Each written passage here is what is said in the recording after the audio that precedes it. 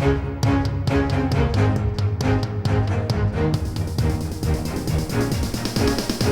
is the Washington Times front page for Tuesday, July 25th, 2023. Thanks for joining us. I'm George Gerbo. The IRS says it will stop sending officers to make surprise house calls to collect unpaid taxes from Americans. Stephen Dinan reports Commissioner Danny Werfel said tens of thousands of home visits each year made a bad impression. The tax agency is trying to rebrand itself as friendlier to the average taxpayer while getting tougher on high-dollar tax evaders.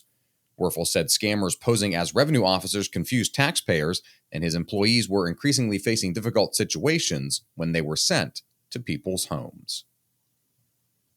The Supreme Court delivered fewer ideologically divided rulings in its most recent term compared to last year.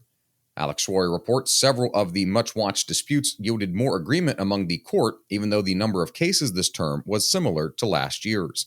The justices' rejections of two arguments from Republican lawmakers preserved part of the Voting Rights Act and ensured a right to challenge election laws in state courts, while a religious liberty dispute involving a former postal worker requesting not to work on the Sabbath also drew a compromise.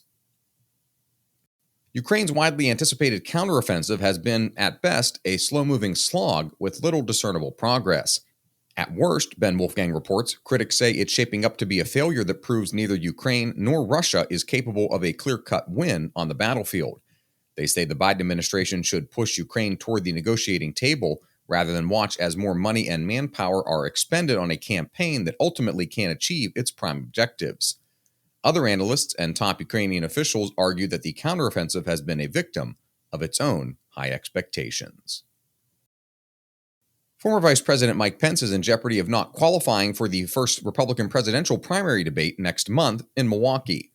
Seth MacLachlan reports Pence has raised less than $1.2 million over the second fundraising quarter of this year, while garnering only single-digit poll support. The Republican National Committee requires debate participants to prove their viability by registering at least 1% support in 3 national polls or a mixture of state and national polls. Candidates must also have 40,000 unique donors and at least 200 unique contributors from 20 or more states and territories. And finally, Susan Ferricchio previews upcoming congressional testimony from Devon Archer regarding the Biden family's international business deals and their potential ties to the president. Find all of today's front page stories at WashingtonTimes.com/front page or on the Washington Times app, and find us wherever you get your podcasts. Just search Washington Times in any major podcast app.